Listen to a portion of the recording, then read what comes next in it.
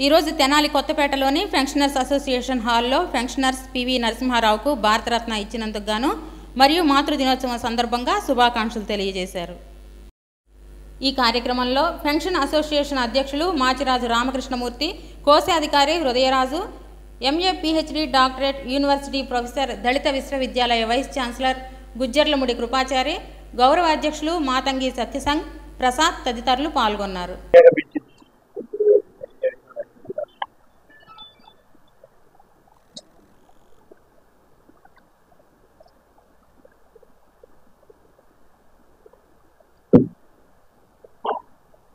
మీ అందరికీ ఆహ్వానం పలుకుతూ ఇవాళ ముఖ్యంగా 2 కార్యక్రమాలు. ఒకటి, మాజీ ప్రధాని, బహుముఖ ప్రజ్ఞాశాలి, భాషా కోవిదుడు, ముఖ్యంగా మన భారతదేశానికి ఎల్పిజి అనేటువంటి దానికి ఆవిష్కర్త కీర్తిశేషులు పావులపర్తి వెంకట నరసింహారావు గారికి మొన్న 2/2/2024 భారతరత్న, ఒక ప్రతిష్టాకరమైనటువంటి భారతరత్న బిరుదు ఇచ్చిన సందర్భంగా ఒక్కసారి ఆయన చేసినటువంటి సేవలు మననం చేసుకుంటూ ఒక కార్యక్రమం. రెండో కార్యక్రమం ఏంటంటే అంతర్జాతీయ మాతృభాషా దినోత్సవం. ఈ సందర్భంగా ఈ 2 కార్యక్రమాలు మన ఆఫీసులో ఏర్పాటు చేశాం. వచ్చిన మీ అందరికీ కూడా స్వాగతం, సుస్వాగతం.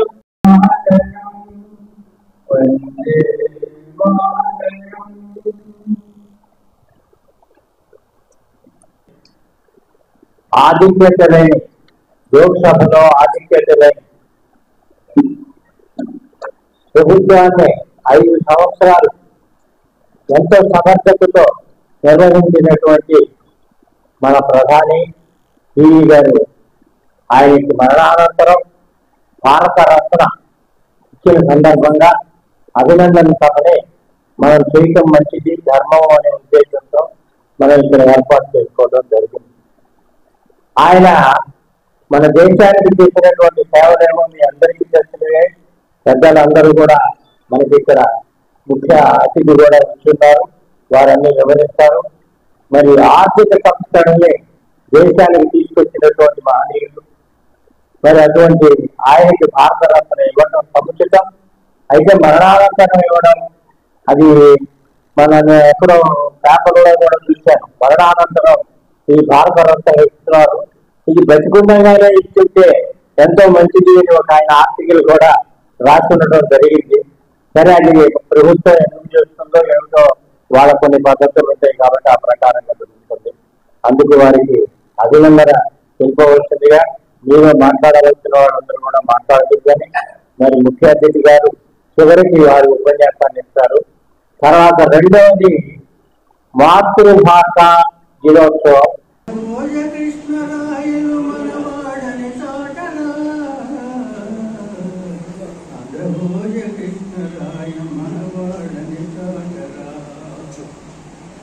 అమరమైన భాషరా అంతజన్మ తెలుగురా, అమరమైన భాషరా అంతజన్మ తెలుగురా, స్వచ్ఛమైన భాషరా స్పష్టమైన భాషరా, స్వచ్ఛమైన భాషరా స్పష్టమైన భాషరా.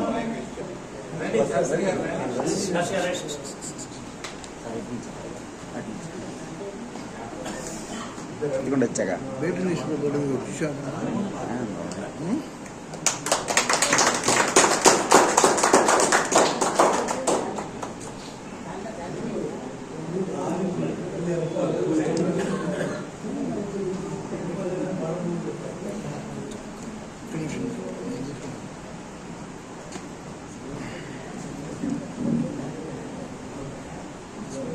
ప్రకాష్ రావు గారు కొంచెం పక్కన రండి సార్, కొంచెం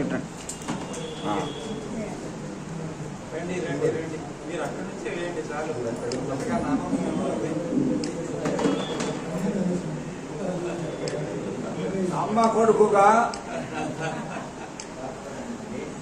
ఆనందం ఆపుకోలేక అందరం వయసు మళ్ళిన వాళ్ళు కాదు కానీ అందరూ వయసులో ఆనందించేటువంటి వాళ్ళని. ఏ వయసులోనైనా సరే మనం ఆనందించడం ప్రారంభం చేస్తే జీవితాంతం ఆనందం తరతరాలుగా కొనసాగుతుంది. మనతో పాటు మన తర్వాత తరాలు కూడా మన ఆనందాన్ని ఇస్తాం.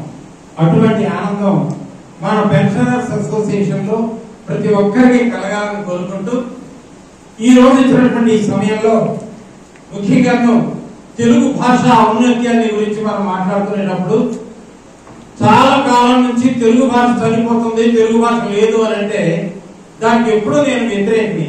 ఎందుకంటున్నానంటే అచ్చమైనటువంటి పల్లెటూళ్ళు మన తెలుగు గడ్డ పిల్లి గడ్డలు. పల్లెల్లో తెలుగు వారిలో తెలుగు భాషా పదాలు తెలుగు వారి వృత్తులు ఉన్నంత కాలం తెలుగు భాష ఏనాటికి సరిపోదు. తెలుగు భాష ప్రతినిత్యం కూడా నూతనత్వాన్ని చేకూరుతుంది. అందుకే తెలుగు భాషని పదే పదే మనం తలుచుకుంటాం.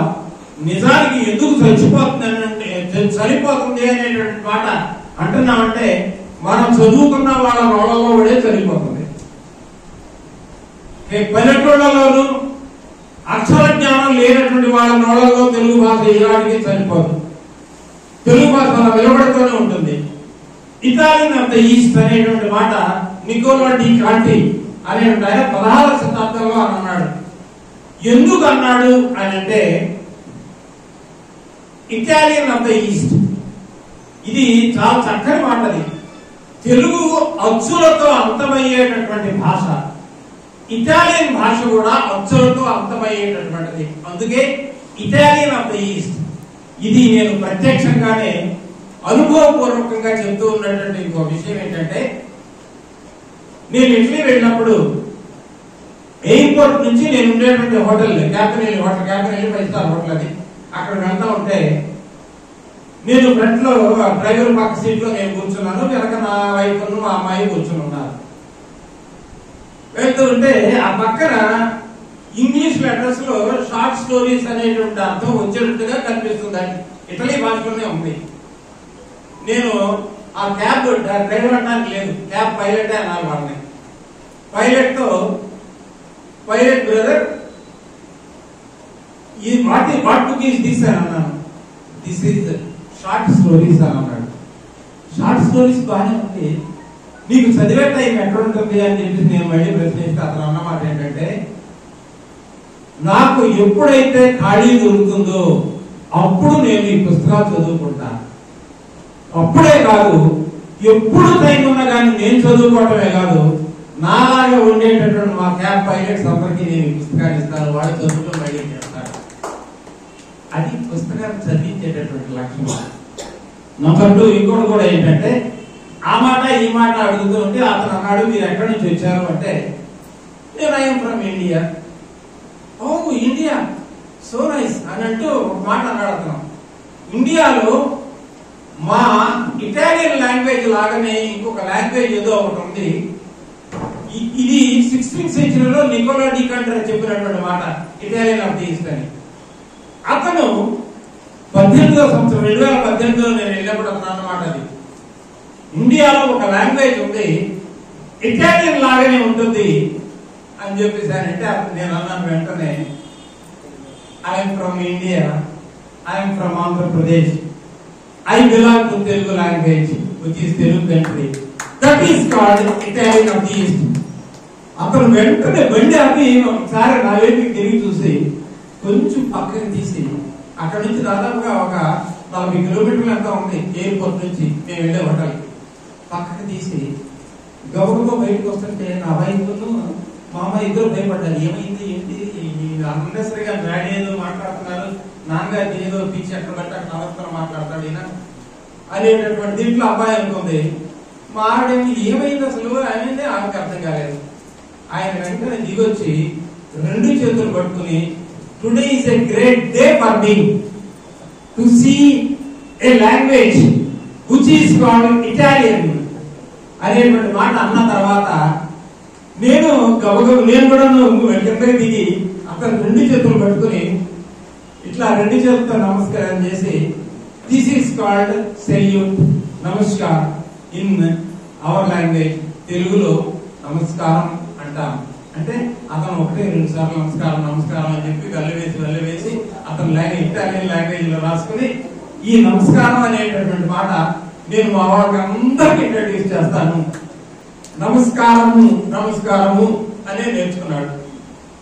ఎందుకు నేను ఈ మాట చెప్తున్నానంటే, ఒక భాష ఒకటి ఉన్నది, అది ఎప్పుడో చెప్పినటువంటి దానికి 400-500 సంవత్సరాల తర్వాత అనుకోకుండా ఒక క్యాబ్ డ్రైవర్ మన భాషల గురించి మాట్లాడాడు అంటే మనకు అంతకన్నా ఆనందమే ఉంటుంది. నన్ను హోటల్లో దించి హోటల్ మేనేజ్మెంట్ దగ్గరకు వచ్చి ఇటాలియన్ భాషలో అది విఐపి అనేటువంటి మాట 2-3 సార్లు అన్నాడు. ఈ వచ్చినటువంటి ఆయన విఐపి, ఆయన మీరు బాగా ట్రీట్ చేసుకోండి, నేను మళ్ళీ రేపో ఎప్పుడో వస్తాను, వచ్చినప్పుడు ఇంకా 5 రోజులు ఉంటే నేను 10 days ఉంటానని చెప్పాను.